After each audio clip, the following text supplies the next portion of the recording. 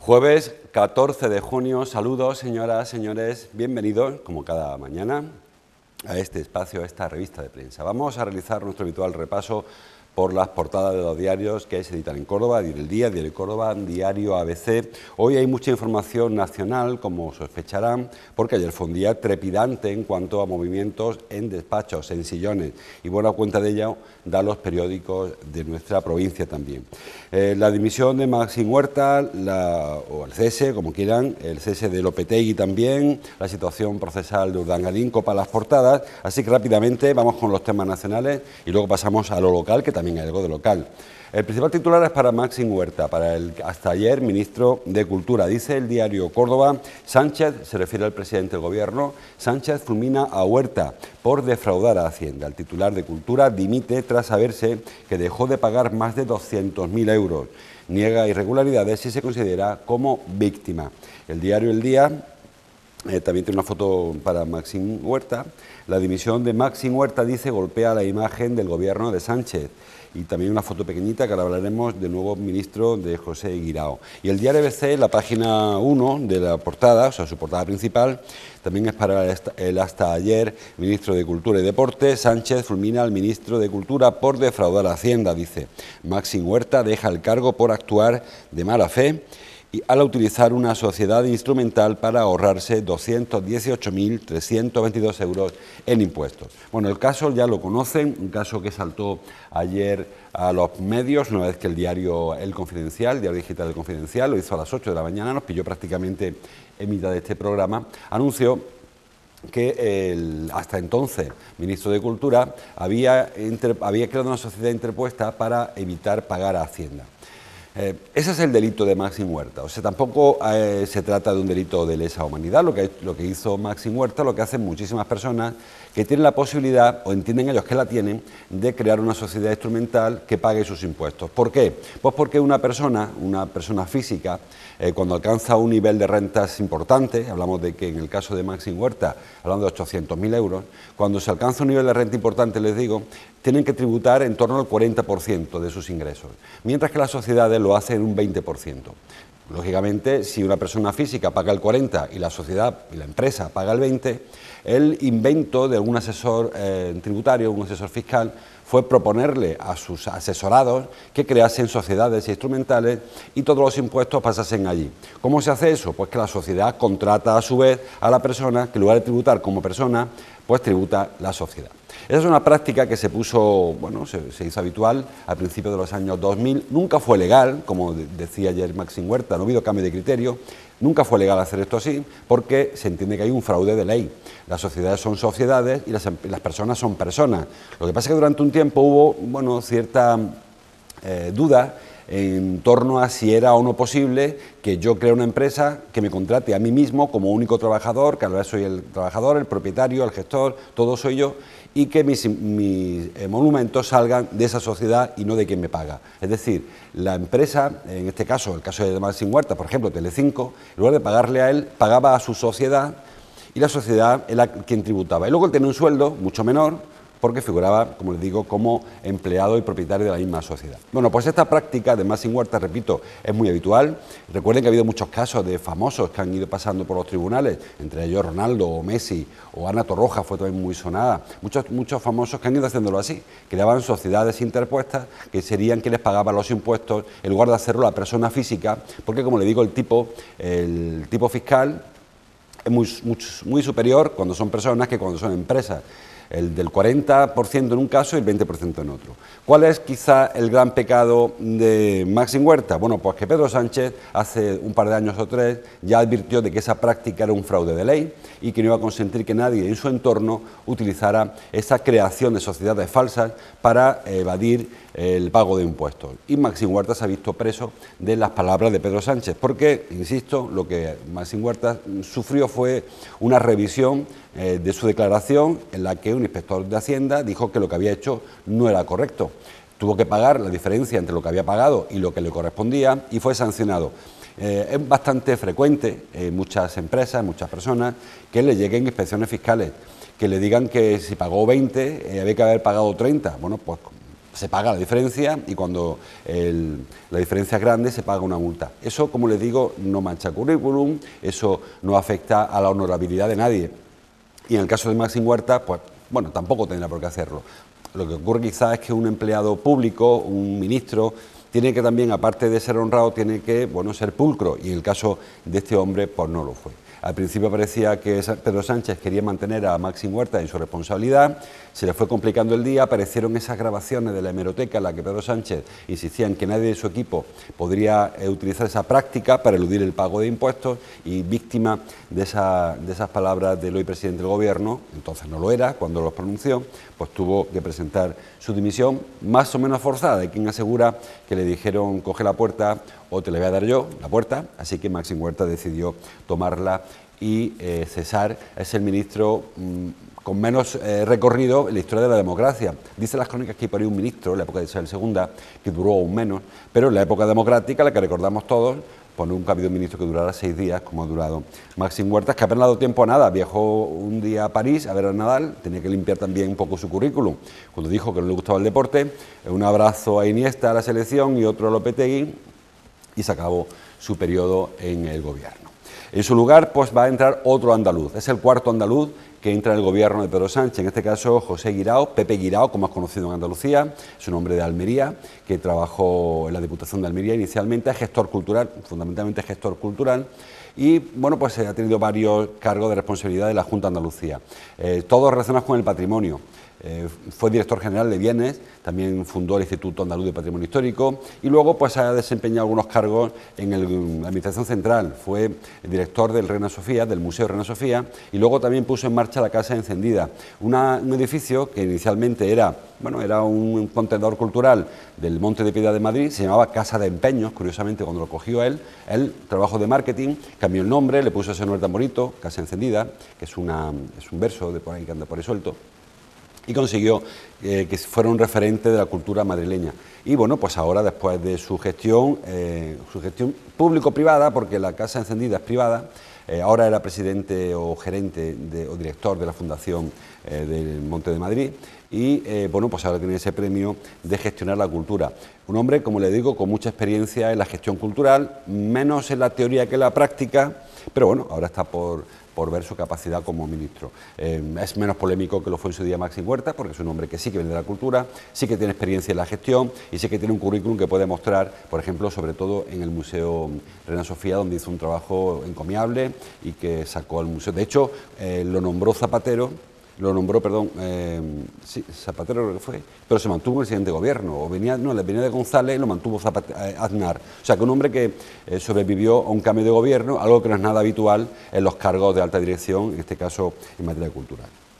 Bueno, pues esa es la foto de muchos periódicos. La otra dimisión o el otro cese, como saben ya, es el de Julen Lopetegui. Es la foto para el diario Córdoba. Titula "El cese de Lopetegui deja la selección en manos de Hierro". Bueno, juego de palabras, porque como saben, quien llega a sustituirlo es Fernando Hierro, hasta ayer director deportivo de la Federación, y que ayer se convirtió en el técnico, en el entrenador, seleccionador del conjunto nacional.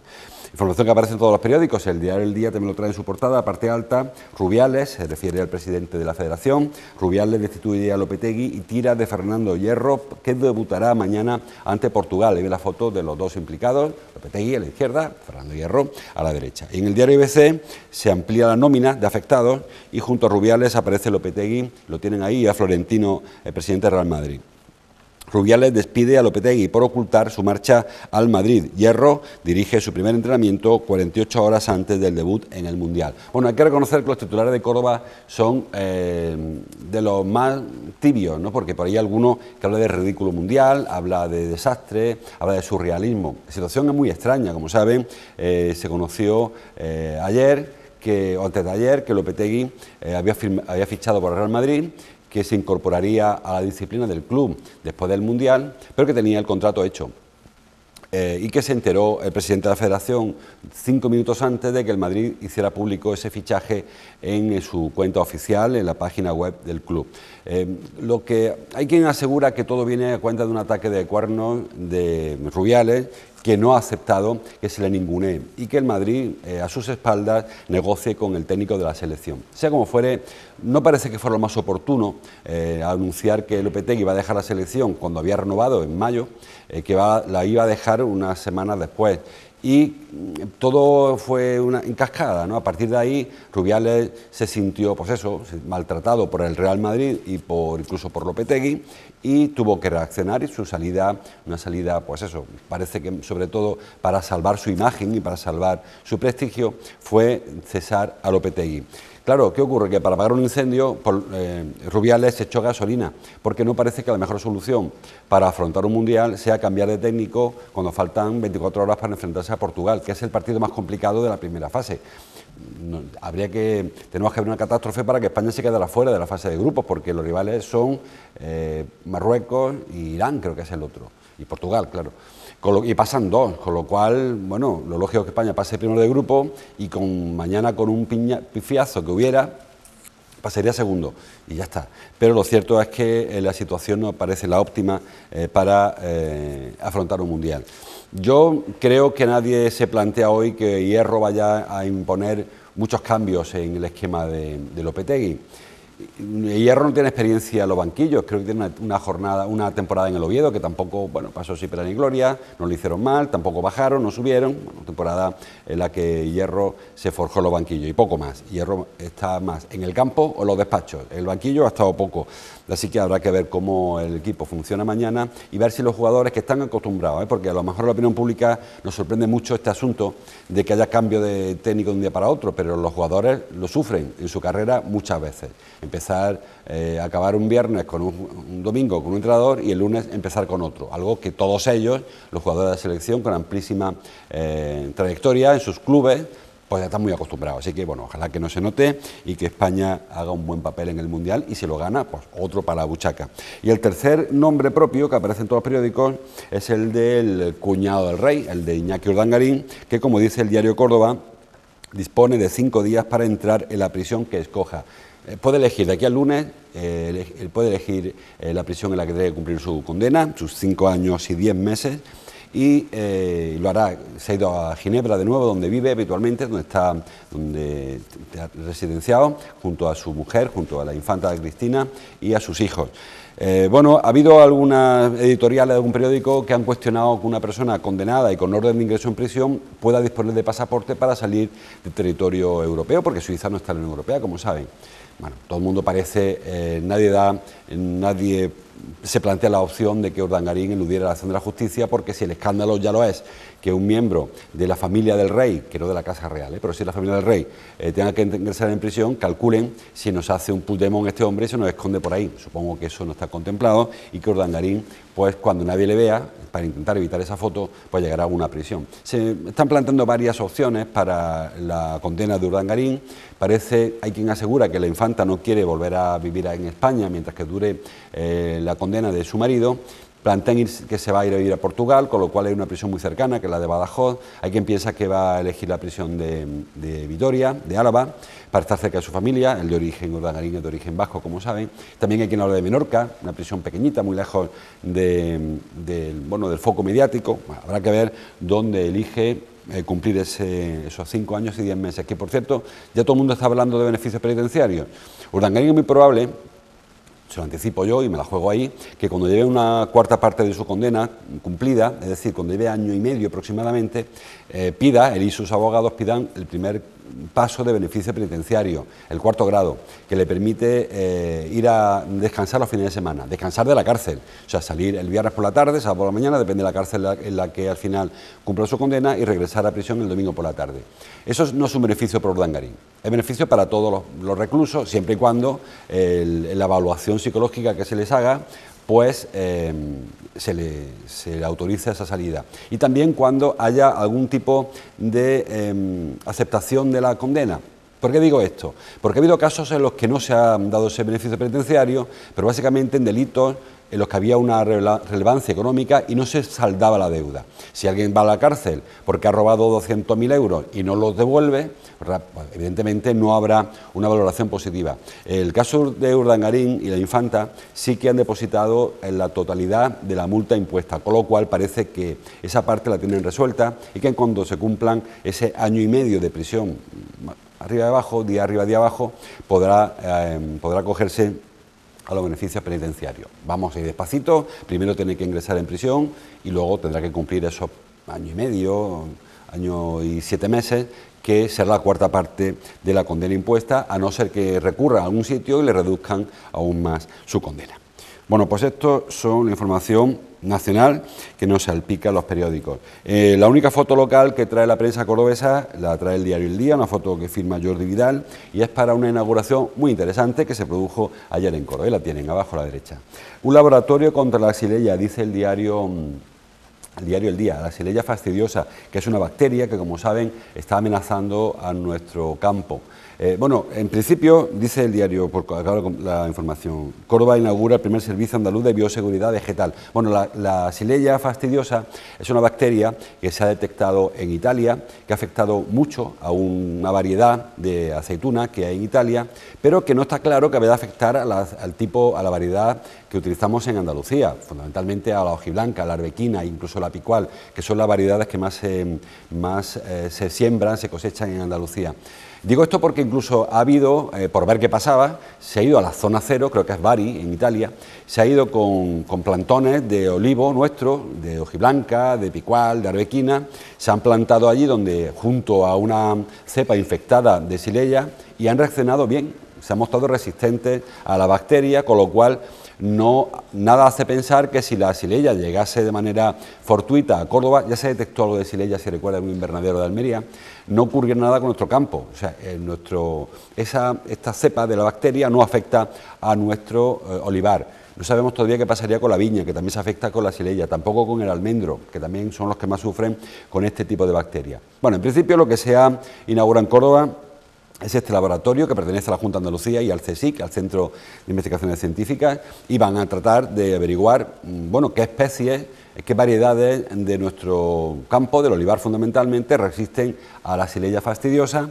y bueno, hasta qué punto hay que preocuparse o no. No es solamente para la xylella este laboratorio, pero parece que por la coincidencia en el tiempo de la aparición de esta bacteria en nuestro entorno, primero en Italia y luego en Almería, en un invernadero, bueno, sería interesante que hubiese un centro de referencia para trabajar contra esta bacteria. Es el único que existe en Andalucía, creo que no sé si es el único que existe en España también, de estas características, pero será un centro importante. Córdoba, saben, tiene una fama bien ganada en cuanto a la investigación en el campo de la agricultura, en este caso de la bioseguridad vegetal. Bueno, pues fruto de esta fama, de esta buen hacer de nuestros investigadores, pues se ha abierto en Córdoba, se ha hecho en la Alameda del Obispo, en las instalaciones que hay allí, este laboratorio de seguridad, de bioseguridad vegetal, para trabajar este asunto ahora, fundamentalmente, o en este caso principalmente, sin dejar otros riesgos, otras amenazas que de cuando en cuando recurrentemente aparecen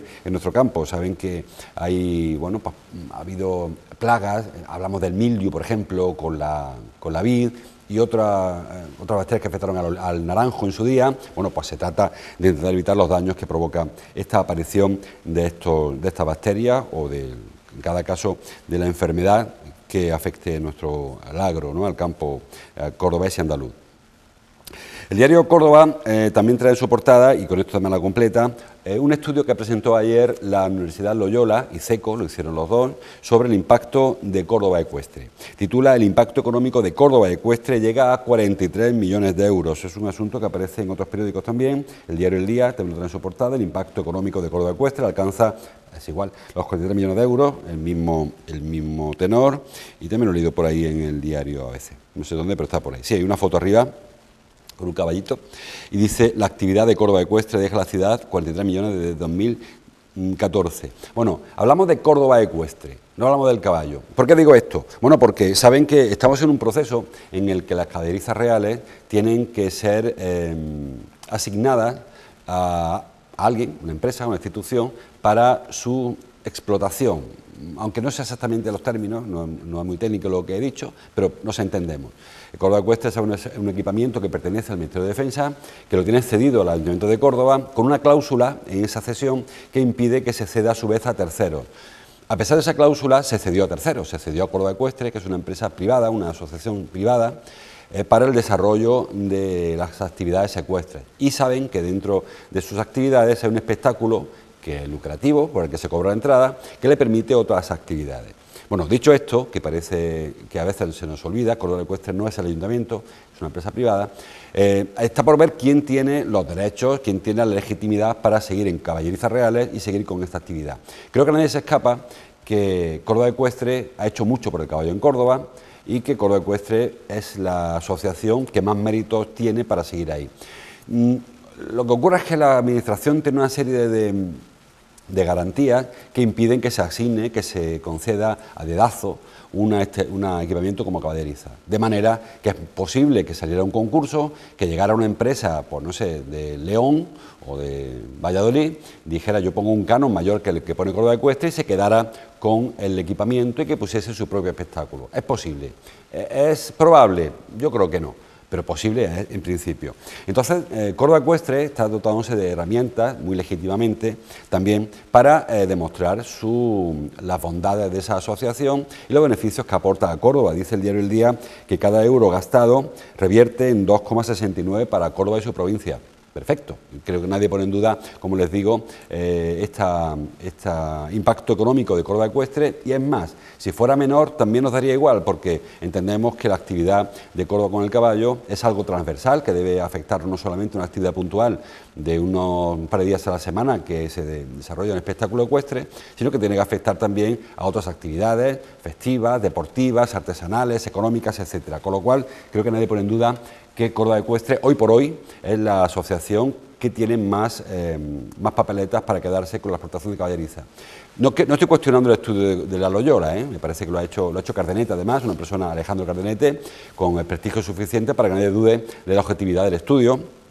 Pero en ocasiones, cuando aparecen ese tipo de estudios, del impacto de la cata del vino en la ciudad, el impacto de la feria, el impacto tal, son estudios que pretenden algo, demostrar las bondades de esa actividad y lo óptimo que es que se queden, ¿no? Por eso digo que en ocasiones no son estudios gratuitos, se hacen con una intención. En este caso, creo que lo que hace es corroborar la idoneidad de que esta asociación, Córdoba Ecuestre, permanezca caballeriza y sea quien se encargue de ponerle rostro al mundo del caballo, que como siempre digo, escapa de lo folclórico, no es un señorito paseándose encima de un caballo, es mucho más en lo deportivo, en lo económico, en lo turístico, en lo artesanal. Hay muchas empresas que viven de esto, muchas yeguadas que viven de la actividad ecuestre, y que en los últimos años ha habido un empujón importantísimo del mundo del caballo, que se había cedido en beneficio de Jerez fundamentalmente. A partir, recuerden, de que se fue el depósito de Sementara de Caballeriza, hubo un lapsus importante, nos comió el terreno Sevilla con el salón con el SICAP, el Salón del Caballo,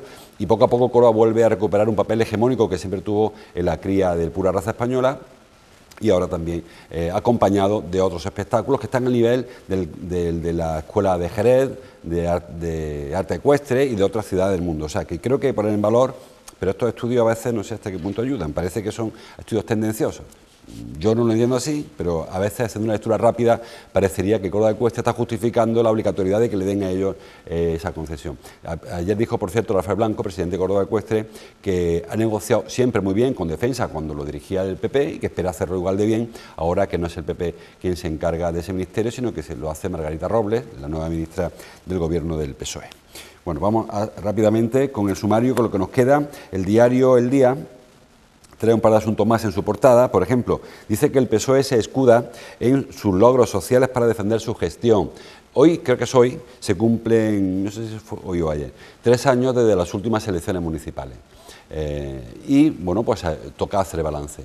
Lógicamente quien está gobernando no va a hacer balance negativo, y lógicamente también quien está en la oposición no va a hacer ningún balance positivo. Y ayer por los papeles se cumplieron como se esperaba, y Carmen González Escalante, que es, como saben, la portavoz del Grupo Socialista en el Ayuntamiento de Córdoba, pues dio una rueda de prensa para explicar qué es lo que han hecho en estos 3 años y por qué hay que seguir confiando en este equipo de gobierno. Como bien señala el diario El Día, se escudó todo lo que sus grandes logros lo dirigió hacia el ámbito de lo social, la ayuda a los más desfavorecidos. Habló Carmen ayer, Carmen González Escalante, de trabajos hacia recuperación de viviendas, asistencia a personas en dificultades, se ha ido cerrando la brecha de exclusión, se ha ayudado a personas que estaban siendo desprotegidas en los últimos tiempos. Es cierto que este equipo de gobierno, las circunstancias las que sean, no tiene una gran cinta que cortar. Hablábamos ayer, no me acuerdo en qué programa, hablamos de ese asunto. No hay un gran edificio que inaugurar, no hay un puente que inaugurar, una gran glorieta, una gran rotonda, una gran avenida, como ha habido en otras ocasiones. Es cierto que le ha tocado una época complicada, una época en la que se salía de una recesión y con dificultades añadidas. Dice el diario El Día que Carmen González culpó a Rajoy, a su gobierno, de los problemas de personal y de contratación. Recuerden que Rajoy, en la época más dura de la crisis, bajo su impulso se aprobó la ley de la Hacienda local, de la Administración local, que impedía la renovación del personal que se jubilaba para intentar sanear las cuentas. Rajoy, o la ley, obligaba al déficit cero en la administración pública, mientras que en otras ocasiones se ha podido tirar de crédito para acometer obras, pues en la etapa del PP no se hizo así. Es posible que gracias a esa normativa hoy haya una situación saneada de los ayuntamientos y haya superávit, haya dinero en la caja y eso permite hacer cosas. Pero es verdad también que hay plantillas muy reducidas. Hemos visto problemas en bomberos, en policía local, en la gerencia de urbanismo, hemos visto problemas en la feria este año, en festejos, porque se ha ido jubilando personal, algunos muy cualificados, con muchos años de experiencia, todos con muchos años de experiencia y algunos muy cualificados, y que han hecho que el relevo o no se pueda producir porque estaba prohibido por la ley, o se haya hecho relevando personas con gran experiencia y gran pericia en su trabajo por otras personas que no las tenían. Bueno, pues circunstancias ajenas probablemente al equipo de gobierno han hecho que haya dificultades, por ejemplo, en contratación, y eso ha retrasado proyectos. Y hemos visto cómo han pasado 3 años, los años que ayer intentó glosar Carmen González, sin ninguna obra digna de aparecer en una portada en periódico. Bueno, una obra ha habido, claro, en 3 años, pero incluso las que no pertenecen al ayuntamiento también siguen paralizadas. Y recuerden que hay obras como la normal de magisterio que lleva años aparentemente concluida a la espera de que se termine. El centro de convenciones del Parque Joyero está parado, ahora va a salir a concurso la segunda parte de la obra, que es casi la mitad, Después de todo este tiempo se ha concluido la mitad solo, se recepciona la obra hasta la mitad y ahora hay que volver a sacar un concurso por la mitad que queda, con lo cual largo me lo fiáis de nuevo. Palacio de Torrijos, el Palacio de Congreso de Torrijos también está a punto, ¿verdad?, de inaugurarse, pero ha pasado muchísimo tiempo. Eso se interrumpió en el gobierno de la Junta, o sea, comenzó en el gobierno anterior de la Junta de Andalucía y sigue sin inaugurarse. La Biblioteca de los Patos, que es del Ayuntamiento Central, del Gobierno Central, tampoco se inaugura. Es decir, que es un periodo que por las circunstancias estas que le cuento, de dificultades económicas de las administraciones, no ha habido grandes inauguraciones y ayer Carmen González pues, pasó la buena gestión del gobierno, que para ellos es la óptima, lógicamente, en los logros sociales que su equipo, el equipo del PSOE más Izquierda Unida, ha conseguido en este periodo. Dice el diario El Día, vamos terminando, que encuentran los primeros restos del anfiteatro de Torre Paredones. Saben que Torre Paredones es un yacimiento arqueológico de la etapa romana, del segundo siglo después de Cristo, muy importante por muchas razones. La primera, la razón histórico-artística de un yacimiento importantísimo y también una razón antropológica, porque es un yacimiento que está en bastante buen estado de conservación, que permite conocer mucho de la vida en una ciudad media como la Torre Paredones. No hablamos de una ciudad grande como Córdoba, que fue capital de la provincia bética, sino una ciudad más intermedia. Se conocían algunos pequeños núcleos, por ejemplo, Ategua. Bueno, pues Torre Paredones va a permitir investigar mucho sobre la vida romana de este periodo de la etapa romana de nuestra provincia. Ahora ha aparecido como se esperaba, el anfiteatro. Había constancia documental de que había un anfiteatro, se han hecho varias catas, había 4 catas posibles, a partir de un punto en el cual se conoció restos de la grada del anfiteatro. Había una excavación norte, sur, este, oeste, y a la tercera se ha conseguido hallar los restos de Torre Paredones, del anfiteatro, que van a permitir sacarlo a la luz. Habrá que ver luego cómo está. Lo que aparece en la grada, que es lo más sólido, lo que mejor se conserva con el paso del tiempo, que son los graderíos, no sé, de granito serán, no sé, no los conozco. Luego habrá que ver qué queda del resto de la construcción, que permitan o no ponerlo en valor, como suele decirse, para su visita. Pero te repito, no solamente por el atractivo turístico, cultural, patrimonial, histórico, sino también por el valor antropológico, que es muy importante, pues para seguir investigando qué había de la Córdoba romana, de la provincia bética, cómo vivían nuestros antepasados, que eran cordobeses, no eran romanos que vinieran de Roma, eran cordobeses que pertenecían al Imperio Romano, y es muy importante para conocer nuestro pasado, porque en muchas ocasiones hemos rehecho la historia en base a testimonios muy indirectos y en base a comparaciones que no siempre son las correctas. Si pasó esto aquí, aquí pasaría también, o no. Muchas veces, ya saben, ¿no?, pensando que lo que ocurrió en Numancia ocurrió en Itálica y que lo que ocurrió en una ciudad de Granada ocurrió también en la de Córdoba. Bueno, pues si tenemos constancia directa, pues nos permitirá avanzar muchísimo pues en el arte funerario, por ejemplo, las costumbres, cómo se articulaban las ciudades, que no tiene por qué ser todas iguales, aunque parezca que sí lo son. Poca cosa más, el diario ABC sigue con el tema de los bomberos, titula en su página 2, la Diputación hace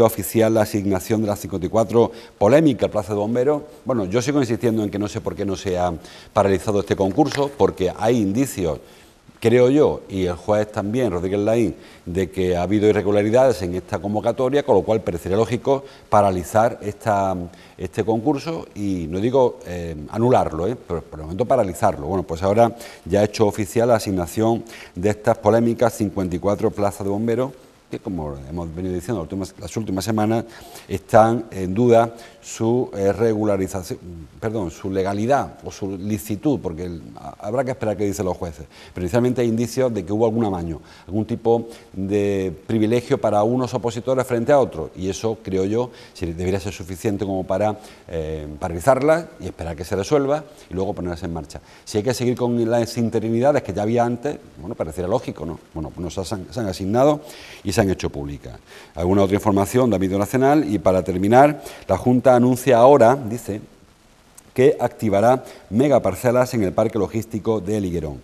Bueno, el tema de las megaparcelas es un asunto que tiene su importancia. Saben que Córdoba aspira a ser núcleo logístico del sur de España, del sur de Europa, que ha encontrado un rival importante en Antequera, que nos ha cogido la vez en este sentido, y lo que se critica quizá al Liguerón, al parque logístico de Liguerón, es eso, que no había espacios suficientemente grandes para ser atractivos a empresas que pretendían crear grandes almacenes. Se habló incluso de Amazon, recuerden, de que está buscando unas naves importantes para, bueno, traer aquí su producto y distribuir desde Córdoba o Antequera, donde se determina al final, pues los pedidos, los encargos. Bueno, pues ahora el consejero de Fomento anunció en el Parlamento de Andalucía que se van a crear grandes parcelas porque no existe esa oferta de suelo en Córdoba, y eso podía hacer atractivo nuestro impulso. Yo sigo pensando que aquí ha faltado impulso político, tanto en el Liguerón como en Rabanales 21, y que es verdad que la empresa privada tiene que tirar del carro, pero el primer impulso que garantice que el proyecto es viable, que no se va a cerrar al año, los 2 años, que va a dejar personas empantanadas, hipotecas sin pagar, es la institución pública. Y, lógicamente, parece que la Junta, quien tiene las competencias, que tendría que haber tirado más. El Parque Tecnológico de Málaga funciona, el de Córdoba no funciona, el Centro Logístico de Antequera va a funcionar. Es verdad que una apuesta de 10 años trabajando incesantemente en ello, el nuestro está ahí al tran, que no acaba de albergar más para allá de un par de oficinas o de naves para que los camiones de reparto pues lleguen allí a pasar la noche y, bueno, y a distribuir la paquetería. Si queremos otra cosa, hay que practicar otra cosa. Bueno, pues dejamos aquí, hasta aquí llega este repaso. Como siempre, les agradezco su atención, les invito a que sigan con la programación de PTV y mañana cerraremos la semana leyendo la prensa. Hasta entonces, como siempre, gracias por su atención.